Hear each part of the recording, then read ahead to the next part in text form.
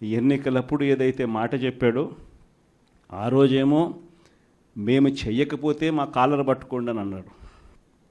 మరి ఈరోజు ప్రజలు కాలర్ పట్టుకుంటారేమో అని చెప్పి భయపడి రెడ్ బుక్ రాజ్యాంగం నడుపుతూ ఉన్నారు. ఎన్నికలు అయిపోయిన 9 నెలల తర్వాత ఈరోజు ఏమంటా ఉన్నారు, సంపద సృష్టించడం ఎట్టనో నా చెవిలో చెప్తే నేను తెలుసుకుంటాను అంటున్నాను. ఇదే మాటలు ఎన్నికలకు ముందు నేను చెప్పా. చంద్రబాబు నాయుడు నమ్మడం అంటే చంద్రముఖిని నిద్ర లేపడమే అని. ఇదే మాటలు నేను ఎన్నికలప్పుడు చెప్పిన. చంద్రబాబు నాయుడు నమ్మడం అంటే పులి నోట్లో తలబెట్టడమే అని చెప్పి ఇదే మాటలే నేను చెప్పా.